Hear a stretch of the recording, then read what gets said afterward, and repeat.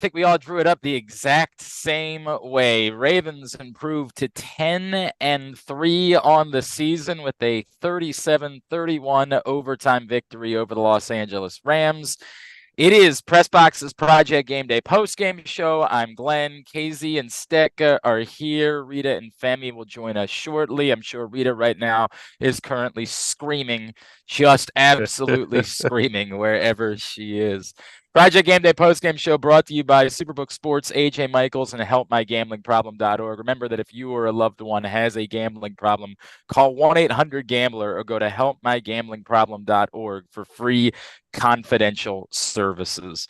I genuinely, it was like watching 8 different football games. So it was as long as 8 different football games. It definitely was about as long as 8 different football games. Jesus, man.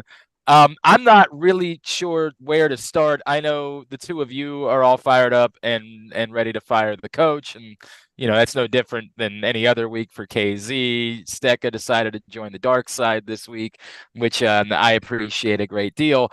I don't know what to say. Like, I don't know what the big takeaway from this game is, other than they won the football game, and it wasn't an easy football game to win, and you have to win some football games that aren't easy football games to win, and they did. I don't know what other big takeaway I can really offer. I don't know yet how to write a column about this type of game. Look, number one, they won the game. Let's all start there, okay? Because I'm sure there'll be some other not so nice things said along the way. I feel really good for Wallace. I mean, to come in off the bench, I assume Duvernay had an injury at some point, and to really not be part of the offense for most of the year. What a tremendous most of his play career, frankly. I mean, it just a tremendous play. Great way to end the game. Everybody will be excited about it. I agree with and remembering, it's funny because he lined up off sides earlier on a punt in a critical moment that looked like it was going to completely turn the game.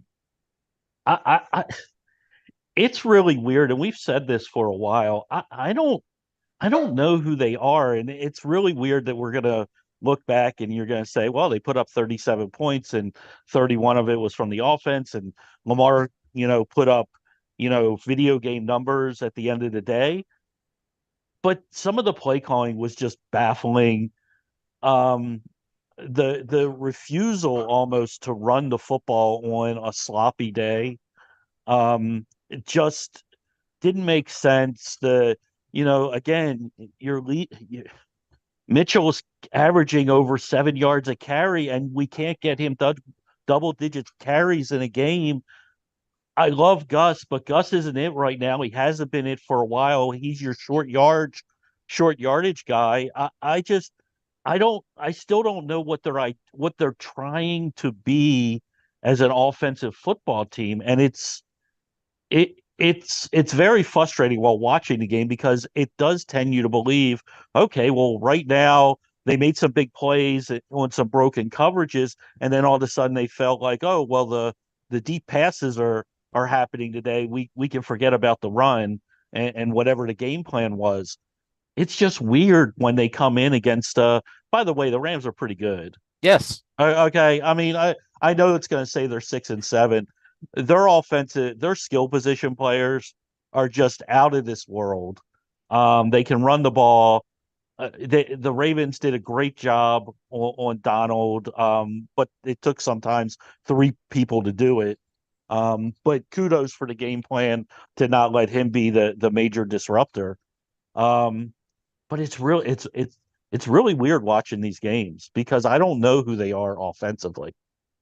I think it's fair. I don't think they were very good defensively either today, right? Like, that had been their calling card, is they had been dominant defensively. They weren't that today. Marlon Humphrey will not enjoy watching the film of today's game. It was a brutal day, as we welcome in our Super Bowl champion, Femi Ayanbadejo, is now with us here on Project Game Day. Femi, the topic that we were just talking about, I don't know how to define this game. I don't know how to have a strong takeaway other than They won a game against a good football team, and however they got there. I think you need to have perspective. The Rams are playing as good as anybody, and I know that KZ is probably talking shit about Harbaugh right now, which is fine because we haven't even gotten there yet. I haven't said a word about him. Well, I'm just assuming, but he didn't do a great job today managing the game, and he's impulsive right now. And I'm really, I see what KZ says, but I think that coaching the game and managing the game is one aspect of the game, but I think all the other stuff, Coach Harbaugh excels. But I'm not going to lie, dude.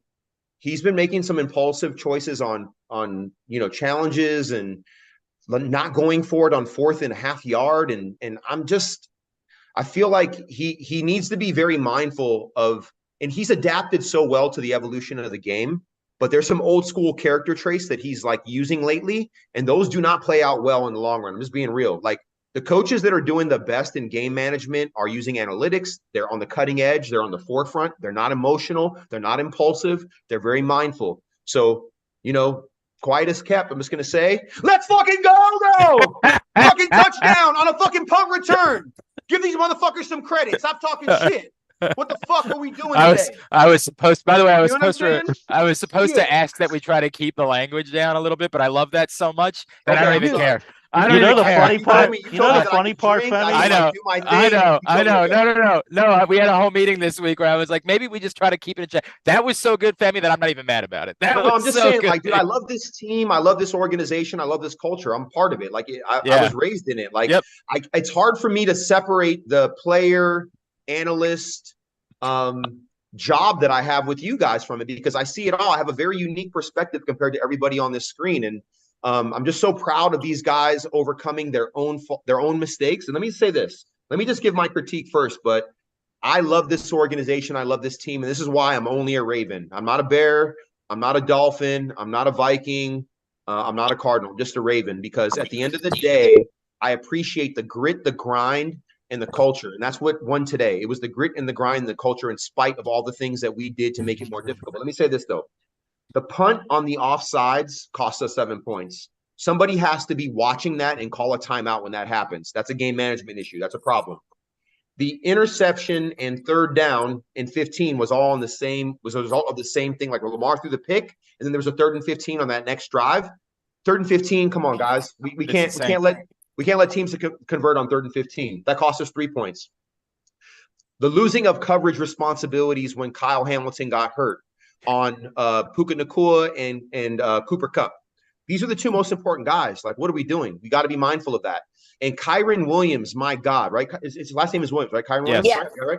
Dude, that kid is so good. And I've been saying since the beginning of the year, ever since Zach Moss ran for 100 yards, that's where we're vulnerable. It's on teams that want to commit to the run. That's a problem. We need to fix that. I still think that we're the best defense in the NFL. We were not today. And even the Cleveland Browns, who statistically somehow are still the number 1 defense. I'm not sure how they are, but I've watched them give up a whole bunch of points. I watched them get their asses kicked in the 4th quarter last week against this exact same team. This is the NFL. Nothing is easy. I have a couple more points to make.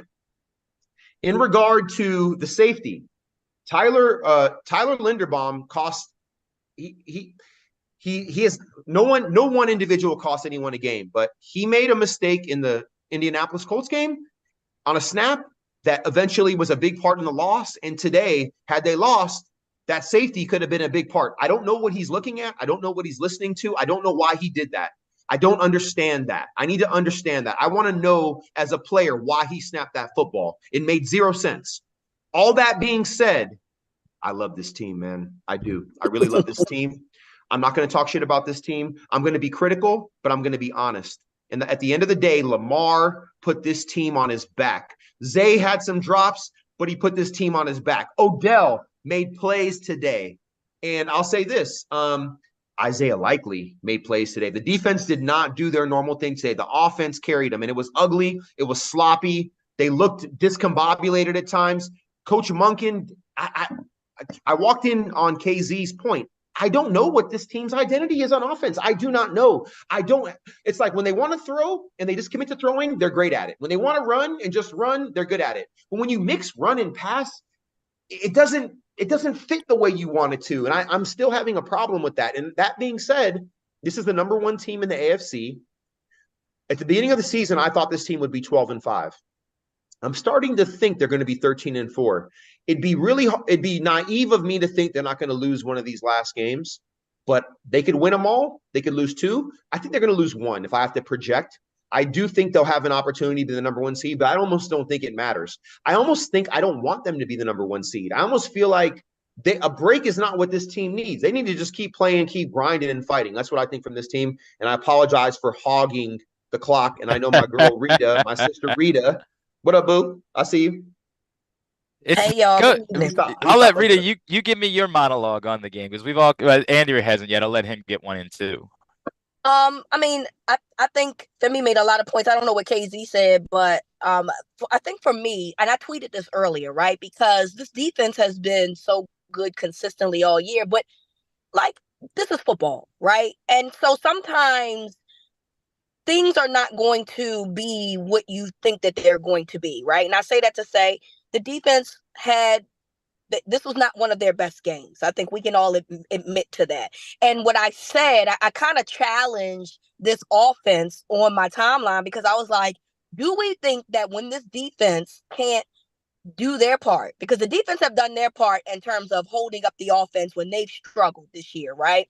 But when the defense struggles, do we have the same type of confidence in this offense that we do when the defense is at the helm? And I said, and as of right now, I don't know the answer to that. I need Lamar to take over this game. I need Lamar to find a way to take over the fourth quarter and to make some plays. Now, I know that we can all agree that, look, something is not really right with the downfield passes, and that's something the deep balls are they're not good, okay? And that's just what it is.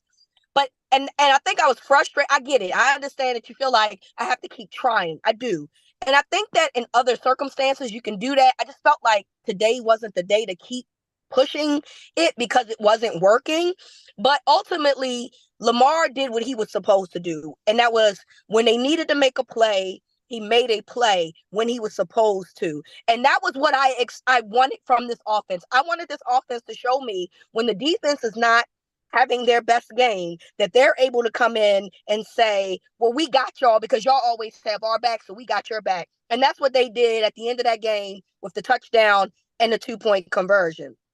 So while there's a lot of issues, right? We don't know what they're going to look like if Kyle Hamilton is out for a while. This offense still has yet to find some consistency. And like Femi said, an identity. They're so good in terms of when you look at them on paper and coached ultimately too, that I'm confident that they'll figure it out. I'm confident that they'll find a way to figure things out. And so this was impressive to me because I felt like they needed this. They, meaning the offense. They needed to be put in a position where they had to find a way to take control of this game because this defense was having a problem. And I felt like that they went and did their part. And I'm hoping that this propels them. And I'm with Femi because, I talked about this on the Winning Drive podcast. I am not a fan of them having the number one seed. I completely understand wanting home field advantage, and that's fine. But because the bye was so late, I'm not really sure I'm cool with them having 5 games and then taking a week off and then starting all over if they have a good momentum going into the last. You want the rhythm. Season. Yeah, I want the rhythm. Yeah. So I get it. I'm not mad at anybody that wants it because I completely understand the logic. I'm just saying that I think sometimes momentum is very important for teams to make a deep run in the playoffs. And I don't know if having a bye so soon after their other bye, they're going to be able to do that. So I'm just really happy that this team found a way to in all 3 phases, find a way to win this football game against a team that has won 3 straight and has done really well the last few weeks in the LA Rams. So, hey Rita, let me ask. Hey Glenn, can I ask Rita a question if you don't mind? Absolutely, of course. I love her intuition and I love her micro detailing of stuff because I see it the same way. My issue is that the Ravens, I think, are the 3rd, and after today, they might be number 1 or number 2. They're either the 1st, 2nd, or 3rd most explosive team in the NFL. This is a fact. This is not my subjective opinion. The numbers dictate that based on 10-yard runs and 20-yard pass plays. The issue is that when you need a first down, the way they used to be able to just power and knock your ass off the ball and get a first down, they don't do that as well, but they're more explosive. So there's more volatility in regard to how they play offense, and there's a higher ceiling. But there's also this disjointed inability to make simple conversion sometimes that is definitely perplexing for me. That's the issue that I see. But what I love is OBJ stepped up today. Zay made plays today. Isaiah made plays today. Keaton was underused today. Gus Edwards was underused today. In my opinion, there should have been a lot more commitment to the run, kind of the way the Rams started the game with like 9 runs out of 10. I expected the Ravens to do that. But Coach Monken threw us for a loop, which he is unpredictable, which I appreciate. But unpredictability is only valuable when it works. Today it worked because they won. And guess what? Over the course of the season, let's not forget they got 10 wins. Are they the first team to 10 wins in the league? I think they are, right? No, Philadelphia. Oh, my bad. Yeah. In the AFC. First team to 10 wins in the AFC, right? Yes, so correct. We need to give them credit for what they do, but I think their unpredictability is not only unpredictable for their opponent, but it's unpredictable for us as fans that love them because I just don't know what they're going to do, right? I just don't know what they're going to do, which maybe in some odd way, if I step back and analyze it, there's value in that. But I want to know on 4th and a half yard on your own 40 with 8 minutes left in the game that you can get that. You should not be giving that ball back.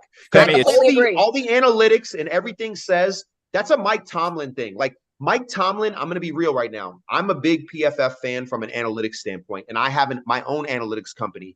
There's no reason that Pittsburgh should have been punting the other night on 4th and less than 1 in the middle of the field. That cost them the game. And I know the refs are going to make mistakes. They made mistakes today. I agree with that.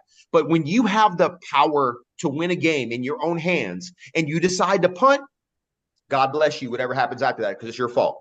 You know what I'm saying? I mean, you gave up the ball. You know what I'm saying? Like you had the chance to put it away or at least have control. And I respect the trust, but this is football. This is not about feelings. It's about what's best. And this game was a damn roller coaster. And I think the Ravens were the bye week is going to serve them well next week, but this time off, there was definitely some issues. And in the second half, they sorted a lot of it out. And I'm just happy they were able to figure out a way to get a win. I don't want to be overly critical because at the end of the day, it's about winning football games, but I'm going to critique my own critique, which is my critiques are not about what you did today. It's about the issues that you present for next week. And if you can eliminate those issues going forward. Let me say this. Special teams today, monsters. They have taken care of the football in general since I raised the issue 8 weeks ago. They are at the top of the NFL or in the top quadrant, the top quartile in turnover margin in the last, I think, 7 weeks. They had a problem with it earlier on, but they've solved that issue. What I'm saying is that when I have my little checklist of issues, are they solving problems? They definitely are. I think coming out of the bye week is very odd. And I know the Ravens are really good at coming out of the bye week, but I think we needed to get the train back on the track, and it got back on the track. And I anticipate they'll play much better defensively. And I know Roquan and I know those guys are going to be so heated. And I'm so glad that this game ended up being a shootout because I think in the long run, it's going to be good for them. Finding out a way to win an overtime and come back and win in the fourth quarter is going to be good for them because they kept putting up those stats about the Ravens are the worst in 2 minutes left in the game and this and that. And I know all that. What they fail to talk about, though, is that the Ravens are also the most winning team in the NFL when Lamar's starting at quarterback next to Pat Mahomes. They don't talk about that stuff, though. That is a fact. So, that is a fact. All right, yeah. Femi, I'm really glad you brought up the 4th and a half a foot because normally, we expect it from KZ. I got a series of texts from Andrew Stetka that were as fired up as I have ever seen Andrew Stetka.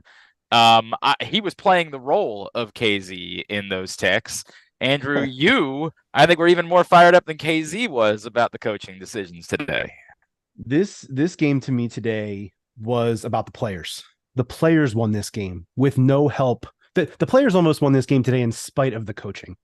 And I want to apologize for my voice. I have been sick all week. Hey, Andrew, you sound sexy as hell, brother. You sound I'll tell you what, man. That's that Macy Gray thing going on. Voice. This team lost time of possession. This team lost the turnover battle. This team had more penalties than the Rams today. It was undisciplined, but the players stepped up and won this game in spite of a horrendous coaching performance coming off of a bye week. And I get that the Rams are good and have been hot coming in. Look, I was on the Rams, this week. They were 7-point underdogs, 7.5-point underdogs. I was on them. I thought this would be a close game, but this was an embarrassing performance by the coaching staff. John Harbaugh. I don't even want to get to the flag. No, you got to talk about it because everybody was confused. I don't know. Hey, are we all? Do we think that was just for whatever reason? Glenn, that was impulse. It's his impulse. Yeah, we think he wanted impulse. No, we think he wanted to call a timeout to set up defense for the 2-point conversion. It's absolute no explanation. No, absolute idiot. Don't let him off the hook. No. Hey, listen, I'm gonna ride with KZ for once on this, and I love Coach Harbaugh, and I think Coach Harbaugh is a good man. But I'll say that was a mistake, and I've seen a few mistakes lately, and it's a, what do we call it? We put it on notice. What's the thing that we say on watch? On watch. Yeah, it's on watch. Coach Harbaugh's decisions for me, and I love him, and this is the thing.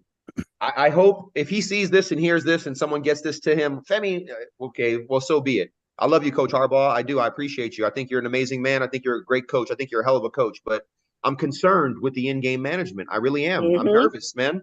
I don't agree with a lot of it. And I'm sitting on the couch watching the game just like you, and I'm calling decisions, and I'm like, oh, 4th and a half. Oh, we're going for that. And I saw the punt team come out. I was like, what are we doing? Femi, he wastes no time. Femi, he didn't even think about it. Our team. That decision with 8 minutes left. But Mike Tomlin left, did the exact same thing. 4th and 1. Mike Tomlin did. This is the crazy thing. So what I love about PFF, and if you guys please do, if you ever get a chance, watch the PFF week, their game predictions every week, and they talk about all kinds of stuff, and they'll get into coaching decisions and analytics. And analytics will tell you it makes it easy sometimes. The bottom line is if you play the numbers the right way, even if you're a zombie, the analytics are there because over the long term, you're going to be right more than you're going to be wrong. That's what they're there for. Now, I understand there's an emotional component to a game. There's a vibe and an ebb and a flow. That's why there's a human in the loop. I'm in AI. I'm in tech. I own 2 tech companies. I have a human in the loop at every level, and we have AI everywhere. I'm not afraid of AI. I'm not afraid of AI taking over. It's not sentient. It's not there yet. But my point is that AI doesn't know the weather.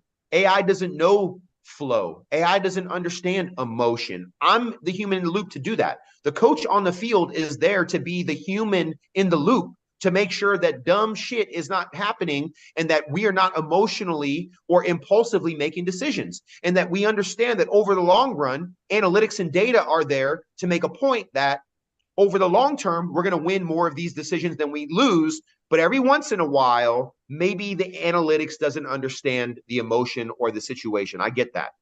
I just have a problem right now lately. It's on watch or on notice. What is it again? On watch.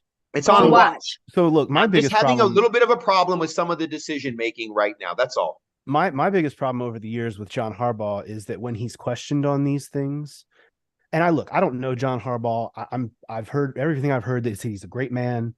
I respect the job that he's done, but the answers that he gives when he's questioned on these things are what I always have had an issue with as well. There's a condescension and a smugness, and I don't want to hear that today because he was wrong on so many of these calls today. That decision with 8 minutes to go on the 4th and 1 was the most cowardly decision I think he's ever made as a coach on a football field. The thing is, Andrew, is they won the game, so I know 100%. Yeah, I don't think that. But he's still got to be questioned on these things, though. Oh no, he's going to be questioned. But I think and I think smugness and condescension is a subjective analysis.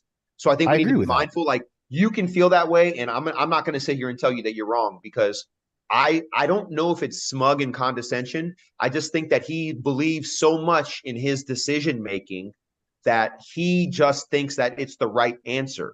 And so he's trying to be what's the word? I'm trying to find the right word. He's trying to show deference. Answer the question, huh? He's trying to show deference to deference is the right word. I think he always shows deference unless like things are super intense. But I feel like he's going to give the answer that he believes is the honest answer. I think Coach Harbaugh is a really honest person. And I think the thing that I'll go back to is the game, maybe it was 2 weeks ago, where Lamar got the first down and he said that from his angle that it was not a first down. Everyone on the planet saw that it was a first down. Right. And he said even in the booth, it was a first down. I was like, it was not a first down. I was like, I don't know what you guys saw, Everybody watching that game, all 15 million people, saw that it was a first down. You should have challenged it. And the way he handled it was about what he had access to and what he saw. And so from that viewpoint, I couldn't really argue because I don't know what he had access to. I don't know what he saw. So I have to assume that if you believe it, it's the truth. You know what I mean? So that's his honest answer. You know what I mean? So we're probably gonna get more of that today. Is my I can't argue way of getting there, Andrew. I can't argue with results either in the micro or the macro. Obviously, they've been good, and today was a win.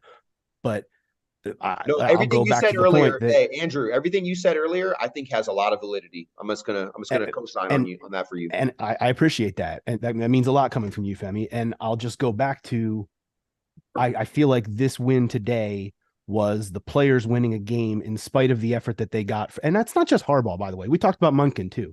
Like there was some questions to be asked about the offensive game plan. The defense, I do not think played well at all, but guess what?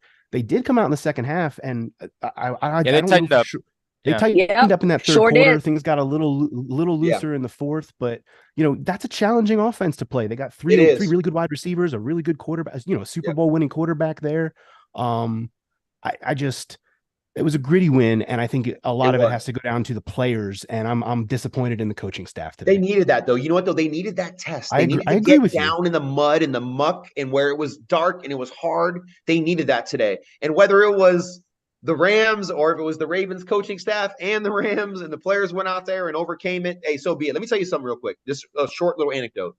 I played for the Miami Dolphins. We had Jason Taylor, Junior Seau, Zach Thomas, Ricky Williams. I mean, we had a who's who of dudes on this team, and we went 10-6, and we missed the playoffs. I think in that 2002 season. Who was the quarterback? It was Jay Fiedler. Okay, and it was that sounds right. and it was there was one other person. Kellen Clemens. Who it was Somebody like was that. Someone else that was. That sounds if you can, Andrew, look up 2003 Miami Dolphins. It was Jay Fiedler, and I'm forgetting who the other quarterback was at the moment right now. Oh shit, he was quarterback for the Bears. His dad was a quarterback in the NFL. Greasy. Brian Greasy. Oh, Brian. So me and Greasy twice. Yeah, Brian Greasy. And we had a really good team. And I'll tell you right now, Coach Wannstedt was the head coach. And Coach Wannstedt is no Coach Harbaugh. Let me tell you that. Coach Harbaugh is going to be in the Hall of Fame. Coach Wannstedt, God bless him. And I don't mean to be an asshole right now, but I'm going to tell you the truth. We had a players inside joke, and I'm talking about Junior, Zach, Jason, all of us. We would get together. I was a veteran at that point. I was one of the few guys on that team that had a Super Bowl ring. My brother and I were both on that team. My brother was an all-pro special teamer for that team. We would make jokes about how we won 10 games in spite of our coaching staff. I'm being honest. That was the year you guys beat the Ravens 9-6 in overtime. I remember that. Exactly. In Miami. A brutal game. And it was a brutal game. And I remember being so happy as a former Raven, because I wanted to be a Raven still, but I was playing for the Dolphins. Like, real talk. And I was heartbroken about the fact that I had to play for the Dolphins because I never wanted to leave. I never wanted to leave Baltimore. And I was happy that we won the game in some odd way. It made me feel good about myself. I don't know why, but the funny thing is that team that we were on, Norv Turner was the coordinator. He probably should have been the head coach. Had he been the head coach, we probably would have made the playoffs. We probably would have won some playoff games. Coach Wannstedt was a very impulsive, emotional, uncertain head coach. And I did not enjoy playing for someone like that. To credit Coach Harbaugh, he's not uncertain. He's very confident in who he is. He's very confident in what he wants to do. He's very confident in what he expects. He's very confident in the culture and the continuity of this organization, and I respect that, and I think it's a good thing. But somewhere along the way lately, I don't know what it is, but I feel like he's been more impulsive and less measured than usual, which seems a little out of character for me, and I don't know what it is. I don't know if it's the pressure of the opportunity with Burrow down and the quarterback in Jacksonville a little banged up, and the quarterback down in Cleveland, and the team down in Kansas City. I just hope that we don't lose sight of what we do, and that is play like a Raven. And that means coach like a Raven. That means that we have a culture and a continuity that we never bend nor bow to. We always do what we're supposed to do. And I just hope the opportunity doesn't cloud the judgment of how we operate. And Reeta, I want to throw that to you because I hope that makes sense, because I feel like you can decipher what I'm saying right now. No, I mean, I'm with you 110%. I definitely think that the pressure is for him to win the division, obviously. Because the division is still very tight. Cincinnati, I believe, won. Cleveland won. So it's not like that these teams are laying down just because they got backup quarterbacks and they're playing football and they're winning. And so it's not a sure shot that the Ravens win the division. So it does feel like that maybe he's pressing a little bit. And that was the only thing I could come up with when he did the challenge today. I was like, is it pressing? Is somebody in his ear or something? Or like, what's going on? Because I know you know the rules. Like, I know you know the rules. And maybe you just look, we all have brain farts. Impulsivity. We all have it gets you every time. Well, what was he really angry about there, though, too? Like, that's the other thing that there was a flag on that play that they never explained. Correct. And it almost felt like holding. I think they were going to call holding on that play. But then they picked the flag up, and I was reading Coach Harbaugh's mouth, and I could get this wrong, but I think he said he stepped out of bounds. That's exactly what he said. Yeah, that's exactly what he said. And I was like, he was nowhere near the boundary, though. I don't know. But regardless, that would have been reviewed because it's a scoring play. Yeah, it's already reviewed. That's Femi, is some of what you're talking about perhaps down to the fact that, and I don't want to be too harsh about this, but it feels a little bit like John Harbaugh was given a new lease of life when Lamar Jackson came into this team, because he was on the hot seat a few years ago during the transition between Flacco and Lamar. And now that Lamar is entrenched and has his contract, it feels like, okay, it's time to go win one of these. Like, is that what you're talking about? Yeah. Yeah, I think that's a part of it, Andrew. I don't think it's the whole thing, but I definitely think it plays a part in it. And I'll say this, being an NFL head coach is like 30 jobs rolled into one. And I think that Coach Harbaugh's best ability, we don't see. And I got to see it as an intern. I got to be a coaching intern with him for a training camp back in 2011. And he's even better as a person with players now than he was. Sorry. Yeah. In 2011, he was evolving. He comes from a family of coaches and NFL and football players. Like, he lives it and breathes it. And he's an old school dude that's had to adapt new principles and approaches to players, but adapt to the new environment. And I don't think it's his natural factory setting, but I think he's evolved. And I think that's the thing he deserves the most credit for. And when nobody was willing to take Lamar in the first round, the Ravens were. So Coach Harbaugh deserves a new term, a new lease, and he got that. And I think you're right. Yeah. He was on the hot seat when Joe was the quarterback. But guess what? Ozzie and him drafted Joe too. So when it's all said and done, I trust John. I really do. I just have a little bit of an issue when the bullets are really flying and the shit gets really, really intense lately.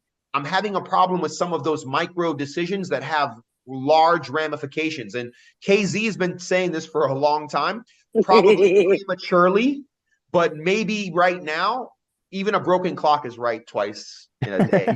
By the way, I'm gonna let our friend Ron Owings Mills come on. And if you think KZ's hard on John Harbaugh, wait till you hear this guy. Hang on a second, Ron. I got to do some business real quick. What company has the expertise to make your home healthier by purifying your air and killing all viruses, allergens, and bacteria? It's AJ Michaels Heating and Air Conditioning in Baltimore and Annapolis, ajmichaels.com. I'll share before, Ron, and I know you've heard me give this analogy before, because I've talked about this with KZ, with John Harbaugh over the years. I compare it to the way that I felt about Manny Machado when he was in Baltimore. I wish that Manny Machado was a better base runner. I wish that he was the type of guy that ran out every ground ball. But I was willing to live with it because he was so effing good at the things that he did that, like, I'll take the fact that that's going to be something I'm frustrated with. The John Harbaugh conversation, as much as I agree, I think it's insane they didn't go for it on fourth down. I think it's nuts that he's throwing a flag just because he's pissed off about something and he's trying whatever. It's all nuts. But what Femi just talked about, and the thing that we hear, Rita, we hear it all the time from these guys, the relationships they have with him, the way this thing has worked. Whenever guys get into we want to fire John Harbaugh thing, I say, you have no idea. You get caught up in this stuff. And trust me, I don't like it. I want it to be better. I think it's nuts that it's bad. But the management aspect of this, the football CEO side of being a head coach, he's aces when it comes to that part of this. He's got that down, that part of this. And so that's the difficult part that I have when we have these conversations, because everybody is correct. Some insane stuff today. But the part we go to firing the coach, I think we miss the other side of it and the value of that. All right, I want to introduce you to legendary Baltimore sports radio caller. He is our friend Ron in Owings Mills. Ron, can only imagine what you want to get off your chest today, pal. Hey, we won the game. So first of all, thank you for having me on this show, all of you. We won the game, and it was a bye, so I'm happy. My ultimate goal is about what this looks like in the playoffs. This team is talented to win it all. Everything. Look, Femi, I can only go off of what Femi says because he was in the building and he knows. And like, I give Harbaugh credit for his ability to adapt as a coach. I get all of that, and I think he deserves to be acknowledged. And John Harbaugh's won a lot of games here. I can't dispute that. My issue is just the in-game stuff. It's just when the bullets are flying, like Femi talked about, getting those few little things right to put your team in a position just to let the thing keep going.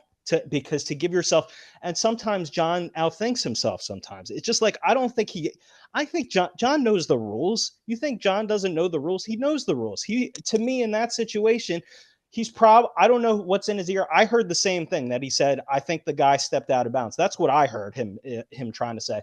I think he's trying to find a way to help his team. I'm sure the challenges from the previous week against the Chargers, maybe like he's trying to find it when it's not even there.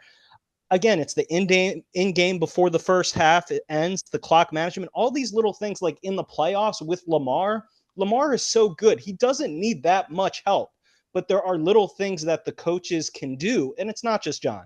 I don't want to just say it's just John. It's a whole coaching staff thing, but John's the leader of it. And he has to get Glenn in the playoffs. Though you're going to have a couple situations where you're not always going to get things to go your way. And you just need to stay the course.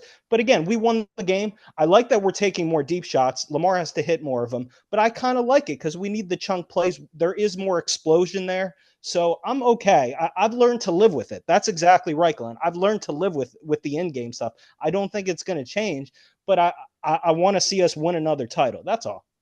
What a measured take from Ron and Owings Mills. What a measured. I don't know who you are anymore. Hey, Ron. I'm highly disappointed. Glenn, highly disappointed in all I've learned to live with it changed me. because you've learned to live with it because it's never gotten better since he got here. KZ, that's why you've learned to live with it KZ. because you know he's not KZ, getting fired.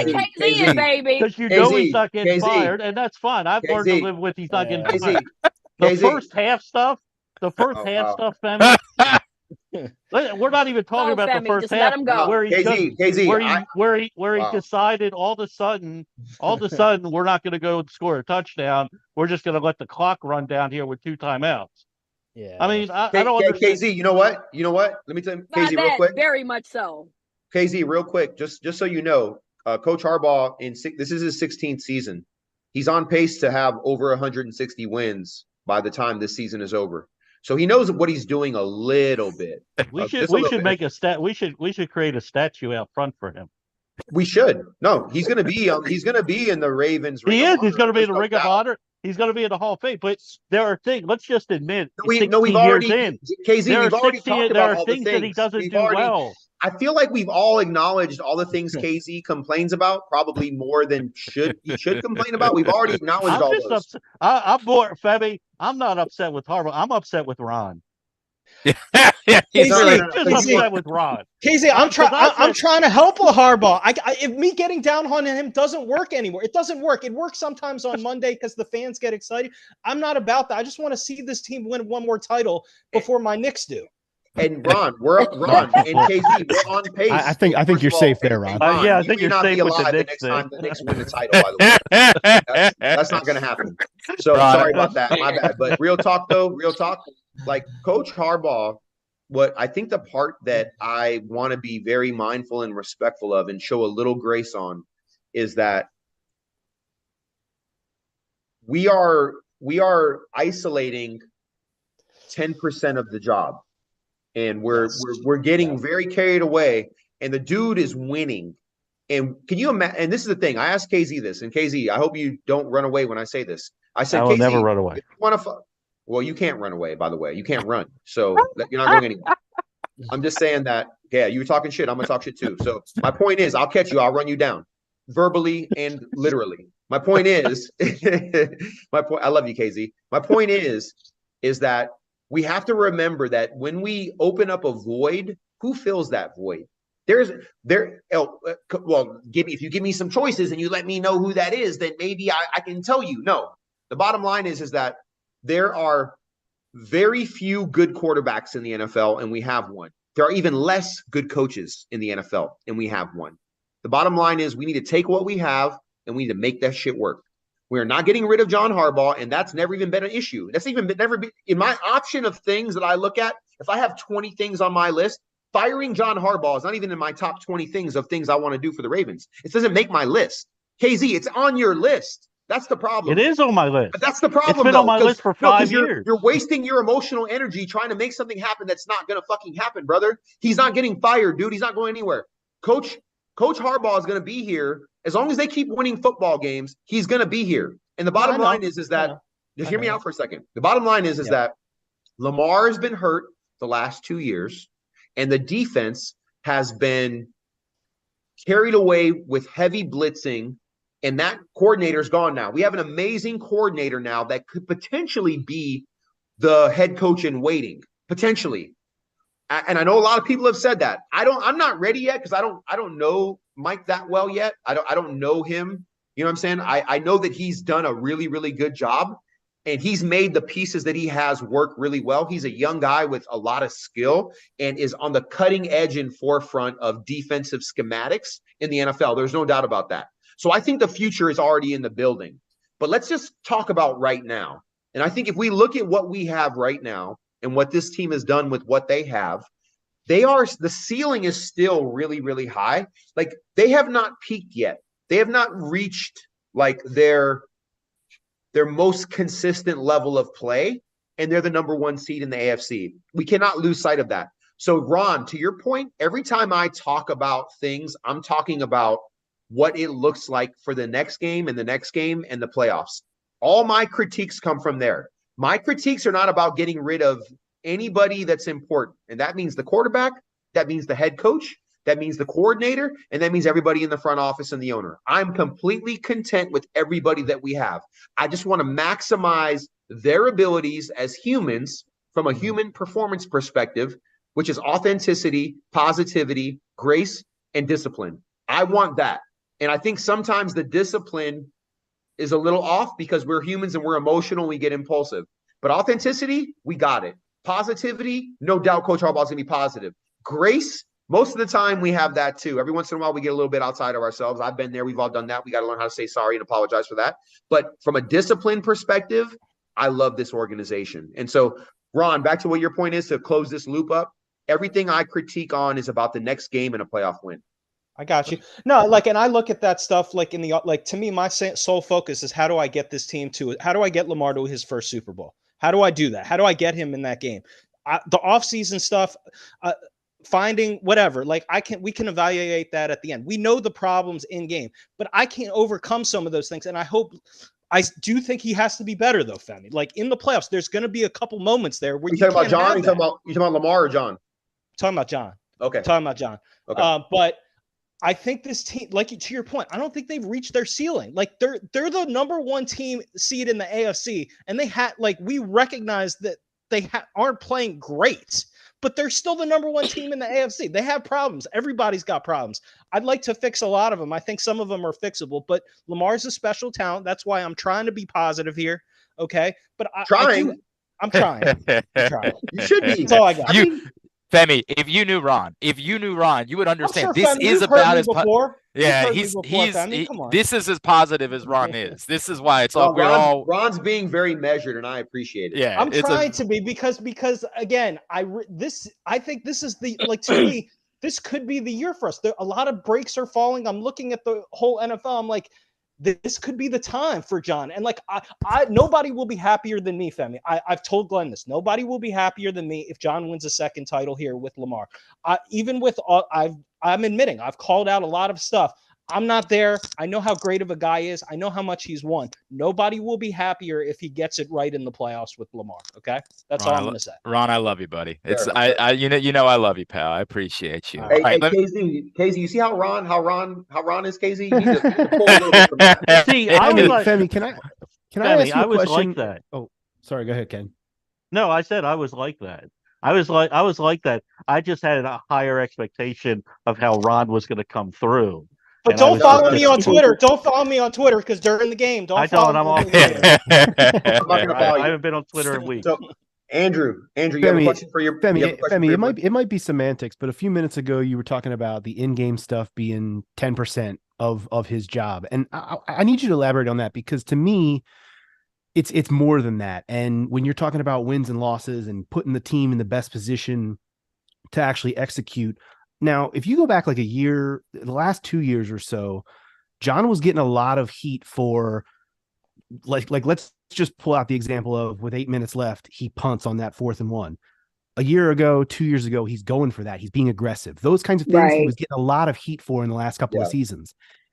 Making those kinds of switches and stuff like that, like those are the kinds of things I'm talking about. So where does that? You're saying that's 10%? No, don't take me literally. Okay. Yeah, my point was to me, it's much more than that. Yeah,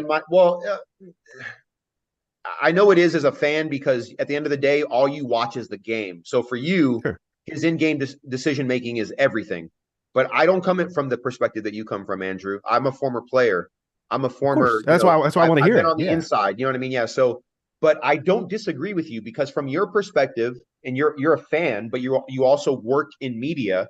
I totally get why you would put more than 10%. And it was a number that I threw out to make a distinction between all the other work that he does.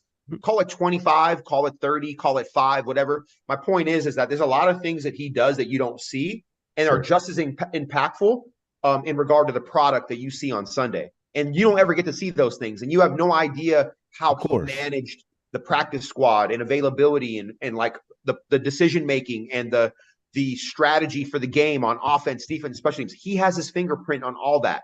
And we don't recognize that. All we complain about or all we see is the mistakes, right? And so my point is that when you're on display on Sunday, I don't blame you or anyone else that says that his in-game management has been suspect as of late, or in KZ's case, forever. I don't agree with that either. But my point is, though, is that the reason the Ravens are in a position that they are in is because of what he does on Monday, Tuesday, Wednesday, Thursday, Friday, and Saturday. And even if we just break it up by sevenths, that's 87% of it. So let's call it 13% is the game day. But and again, I'm not trying to get into the semantics. I'm just kidding. This is 100%. The quantitative person in me that's using qualitative analysis interchangeably, right? Like I'm just throwing numbers out there. My point is that he has a massive impact on the players that come in, the players that get cut, who's active, who's inactive, philosophy, continuity, culture. Coach Harbaugh is the CEO of the company. I mean, that's just the reality of it. You know what I mean? And so we sometimes forget that the CEO is doing stuff while we're sleeping. The CEO is making decisions while we're sleeping. The CEO is doing shit while we're at work that affects the team and the product on Sunday. And all we can judge him on is what he did on Sunday. And I see more than that. And I'm just asking you guys to have a little grace and see what I see, because I'm giving you the inside scoop on how shit really works inside an NFL locker room. And he's not getting credit for those things because he's won 10 games again this season. He's going to have, like I said, an average of over 10 wins per season. And I know for KZ and for me, winning one playoff game in the last 10 years, I think that's right, is not enough. He knows that. Everyone knows that. But there's a lot more reasons why he has not won more than one playoff game in the last 10 years. And injuries and different like cap issues and all these other things do play a role. Yep. But nobody wants to hear that. But I'm here to remind everybody there's a lot more to it than eggs and oil when you make a damn omelet. You know what I'm saying? Well said, Femi. But it is two, yes. It's 2 playoff wins in the last 10 years. But the point remains the same. We get it. All right, Reeta, I want to come to you because there's 2 things I want to cover here. By the way, there's no update, unfortunately, on Kyle Hamilton. All John Harbaugh said after the game was that he's being evaluated and we will see tomorrow. So that's the only thing that we have on My Kyle guess is Hamilton. MCL sprain. That's my guess. That's what I was thinking too, because he went back out there. I was thinking he sprained his MCL. I mean, I'm not a doctor. No, Rita, but... no, you're right, because that's what it looks like to me, because I've had that same injury. Rita, Yeah. you and I last year talked a lot during our shows about this topic, and it came up again today. And ultimately, it changed as the game went on. As it turns out, Lamar Jackson ended up running the ball a lot today. He ended up running the ball 11 times. But early on in the game, I was not the only person that noticed that there were an awful lot of running lanes available to Lamar Jackson that he was kind of choosing not to take. And it's felt like something that's gone on a lot this season, where there have been running lanes and he has purposely stayed in the pocket or stayed behind the line of scrimmage and continued to allow plays to attempt to develop in order to make a pass. I'll let you go first before I go to Femi on this one. Have you been surprised by Lamar's reluctance to run in those situations this year? Did you feel like as the game went on, it was maybe a sign of him kind of picking his moments, recognizing, hey, we're kind of up against it here. I've got no choice but to do this at this point? That's really what it's going bold. I look, you and I both agreed that Lamar's superpower is also in his legs. And so, and this is maybe something that Femi can add to this, right? Because he's a person that's been inside organizations. But I have to start wondering if this is something that's been discussed, because now that there's a major contract, there's a political aspect of it. Like, hey, you're the quarterback of this team. Obviously, we want you to not lose who you are, but we want you to protect yourself as well. So maybe running is not, and maybe that's also a Lamar decision, because we know that he's heard the chatter about him being a running back. We know that he doesn't like that. And so I've always wondered if it's because of those two things, right? Is he being just told like, hey, don't run unless like you absolutely have to? Or is it just a decision that he's making? And it's crazy because I don't know if everybody else felt this way, but there's a play in the Rams in the game where they only rushed 3 and they dropped 8 back. And I was just like, so we're just gonna keep looking for somebody to be open. We're not gonna run. I mean, I think eventually he did off. I don't remember how much yardage he got. He didn't get a first down to my knowledge. I just remember that there was 3. Yeah, I remember that play. And nobody was open. And I was just like, so is this what we're doing now? We're just not going to do these things anymore. Like, is this where we are? And I do wonder if that's because, they feel like if that's an executive decision that Lamar is making, or if this is a combined decision of Lamar, but then also the organization saying, look, you're the guy, and we want to make sure that you continue to be the guy and not necessarily put yourself in harm's way, even though the 2 times that he got hurt, he was in the pocket. Passing plays. That's my thought process. I have an answer. I have an answer for this. And today is the day that I came to the conclusion, because Rita, I've seen everything that you see. I do think that they talk about it as an organization. I do think they talk about it in the quarterback room. And I think the bottom line is that we have an ace in our back pocket, and we're not going to use it unless we absolutely have to. And I think that if you look at the course of the season, and especially right now as we get toward the end of the season, Lamar has made decisions to buy time in the pocket. And guess what? Look at the Seattle game. Look at the Detroit game. There's a number of games where him buying time is allowed. Even today, Zay's touchdown today was him buying time. He has found ways to make that work. But there were times today where I can tell it's the 4th quarter of the season right now.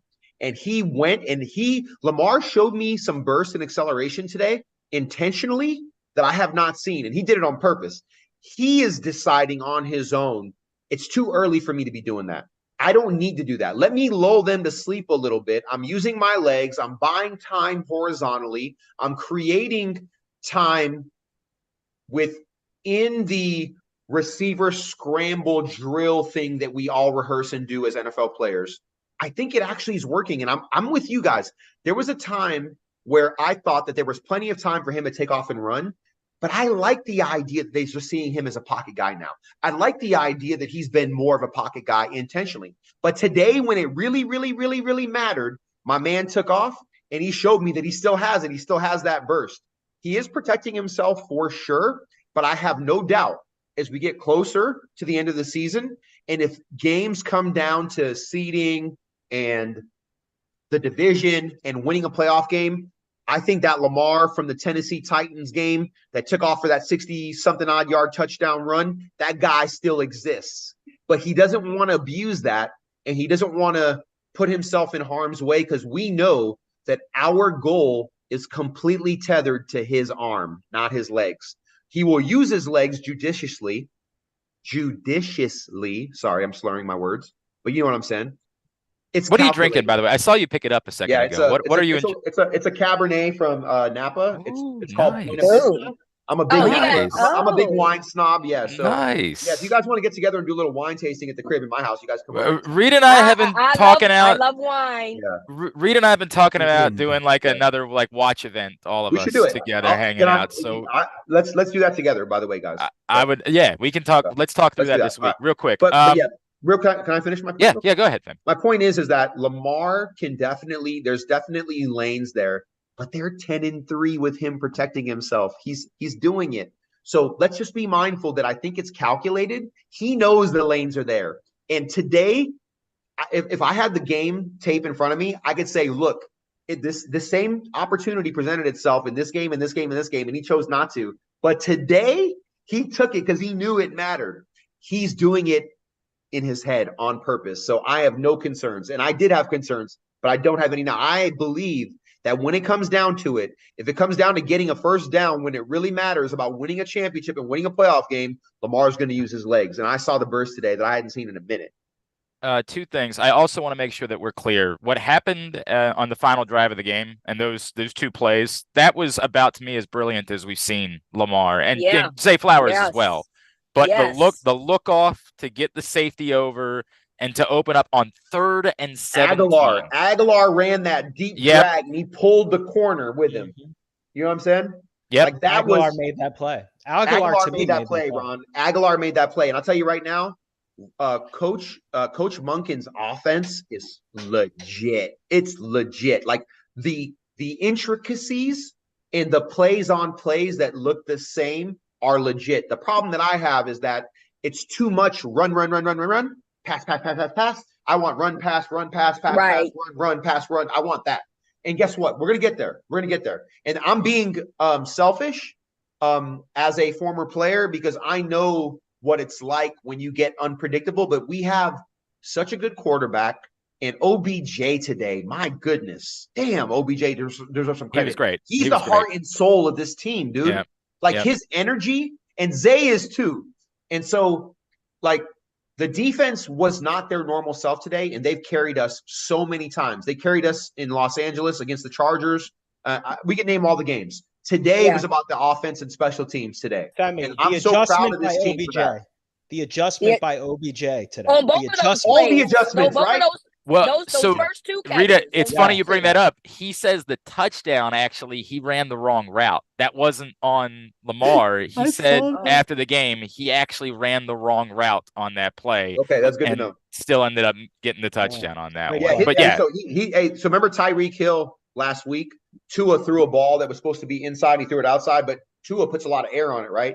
OBJ's catches today were more impressive for me. I don't forget about whether he ran the wrong route or not or ball placement.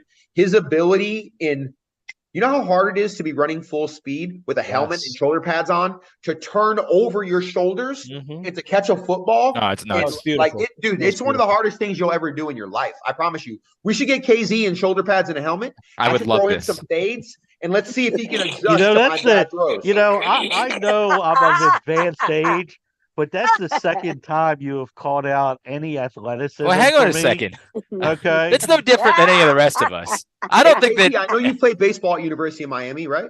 Yeah.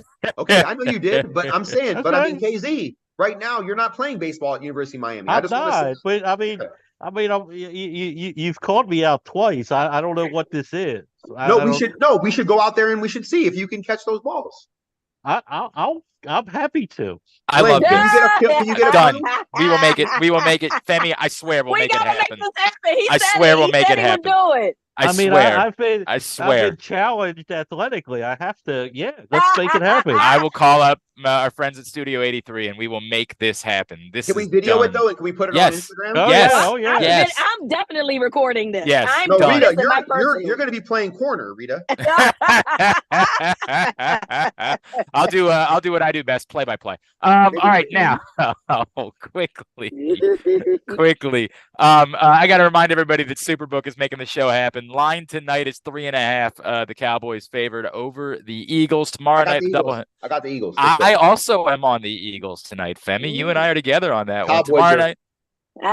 Cowboys won 13 straight at home, though. I don't know, guys. I want to, but they haven't beaten any good teams in that process, Rita. they that. just beat the Seahawks. They're 6-6. Over 500. Yeah. Well, but they were 6-5 going in there. Yeah, but it's crazy that they lost the game and now they're under 5. Or they're 5. Yeah, right. Yeah, it actually feeds the Seahawks are narrative. putting up a battle against the Niners, though, right? They are. But that's the line for tonight. 3.5. Tomorrow, the doubleheader. Dolphins 2 touchdown favorites over the Titans. I got Tennessee. It's a big number. You have Tennessee to win or cover? No, not to win, to cover. Yeah. Oh, okay. Just massive. I hope they win. That'd help the Ravens. Yeah, it would be great news if they did. No, right? I think Tennessee's going to cover. I think Tennessee has a. First of all, I played against Mike. Mike and I have had a great relationship ever since our time in the league together. We were both NFL PA representatives for our teams. We've hung out in Hawaii. I've seen him here in Baltimore. Mike Vrabel is a very smart, intelligent defensive minded coach. He'll probably end up being the New England head coach at some point. But I think he's going to have a plan for Tyreek and for Tua. And I think that they'll lose the game, but I think it'll be a lot lower scoring than people think. That's just my synopsis. So if you are feeling what Femi's telling you, go right now to superbook.com or download the Superbook app. And when you do, use the code GlennClark23 when you sign up, and you'll receive up to $250 in a same-day first bet match, win or lose with Superbook. The other injury note that we saw, Devin Duvernay, it is a back issue for Devin Duvernay. And then John Harbaugh said apparently that they debated before the overtime punt return who they're going to send out there, and he almost stuck Zay out there for the explosiveness, right? But then apparently defaulted to, hey, Tylon's the number 2. Your hands. He's the number 2 guy. I'm going to stick with him, and look at what you get out of that. You get the touchdown to win the game in overtime. So how about that? That's kind of a wild moment, but obviously some concern about Devin Duvernay and a back issue. They did not have an update just yet. Again, said they wouldn't know until tomorrow. All right. This was a win. That's what this was. This was a win. That game was on steroids. If you follow me on Twitter, remind you of that Vikings game? That Vikings the snow game? Snow game? Hey, Ron, that game was crazier though, because there was like 35 points in like 5 minutes. You know what I mean? It was a little crazier. But to Rita's point, it was like on steroids. It was on. I actually said it was crack, and I'm sorry. But real talk, the best Ravens game in NFL history is the Mile High Miracle in double overtime. That is by far the best Ravens game. It's great. Ever. I have a selfish place in my heart for the final game at Cowboy Stadium. Just the because perfection. Of Jerry Jones because of him scheduling the Ravens as like the purposeful opponent for the final game. Mine's the first win over the Jags. What happened in that game? I remember won the Super Bowl. That I've never heard that stadium so loud walking out of it during that game. Which one, Andrew? I'm sorry. Which one? The first time they beat the Jags, the Super Bowl year. Oh yeah. Well, yeah. Oh, I scored a touchdown in that game, bro. Hello. I scored a touchdown. I played in that game. I scored a touchdown. I think. I'm telling you. 2000 Jaguars versus Ravens. I think I had 7 catches for like 60 yards and a touchdown. 39-36, I think. Yes. That was something like that. Look at my stats, Andrew. I'm pulling it up right now, Femi. I'm going to give you. I'm telling you, that's the section 539. Walking Femi, out of the stadium, loudest I've ever heard it. 7 catches,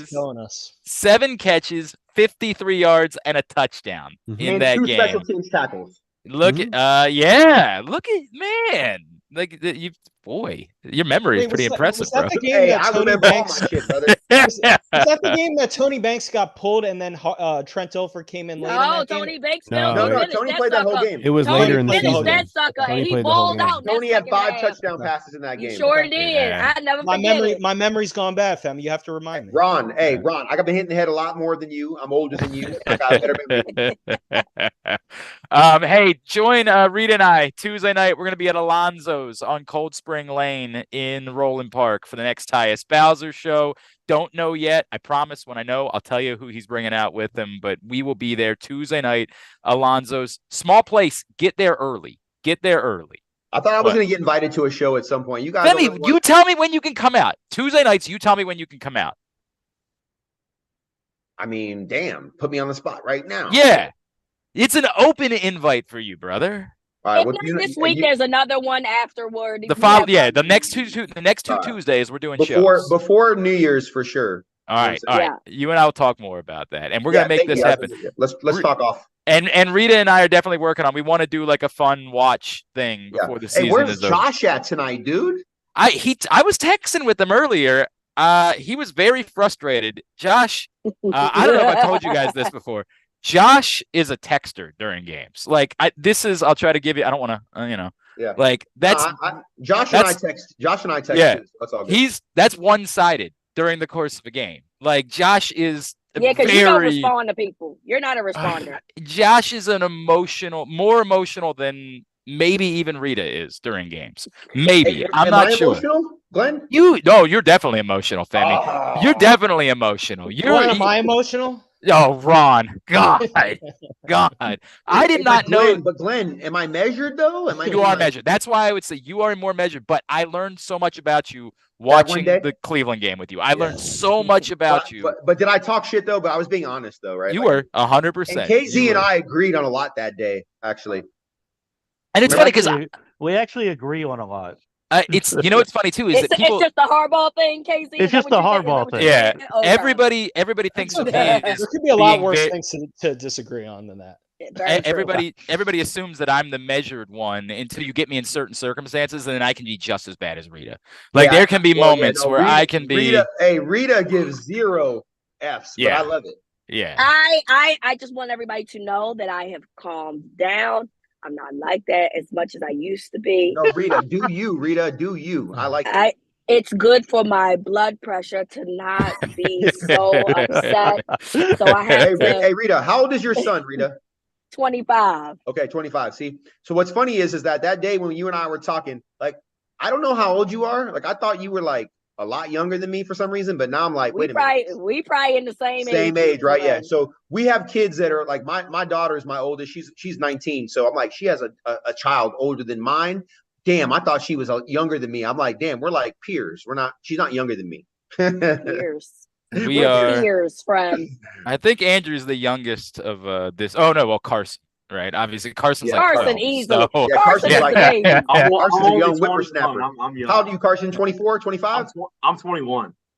Yeah. Are you really? Wow. Yeah. I'm still in college. Good for you. I'm a senior year of college. Yeah, Carson's actually in his like dorm room at Ole Miss, producing the show every week. Good for you. No, that's dope. Enjoy. Yeah, we love Carson. Hey, Reeta, all right, guys. It looks amazing, Reeta. Keep doing it. Thank you, friend. You're welcome. Thank you. We will see. Glenn, can I ask Femi one more thing really quick? You'll get the final word. Yep.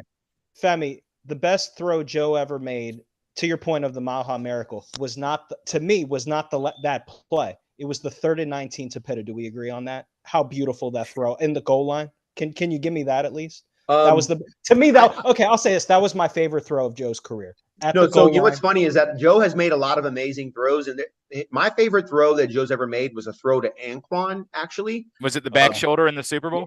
You know what, dude? I think it was That's that the throw, one. but to be honest, That's the Joe one. has made so many good throws, Yes, but based on the circumstance and The the momentum, circumstance. I give the Mile High throw. That's the best throw okay. for All sure. right. Just I Yeah, love I hope the he Pitta doesn't. one. I hope his that best. throw, there's no Super Bowl. I know, hope but his I love best the throw Pittle isn't one a at the playoff goal game line. in a I mean, few I weeks just from want But how now. about the I'll third tell and you that right 29 now. to Ray Rice, though? You know what I'm saying? Yeah. no, he got bailed. No, I ain't giving Joe that one. Joe's had way better throws than that. No, but I'm saying it was the decision making, though. I You know what I know. mean? Yeah, let him go make a play. Dude, the back shoulder, the back shoulder in the Super Bowl is my favorite All play in Ravens Yeah. history. It's so Thanks, Squire. I needed over. to tell Femi that. All right. Guys, love you all. Appreciate you. We'll be back Yes. late night again next week, obviously, following Ravens Jaguars.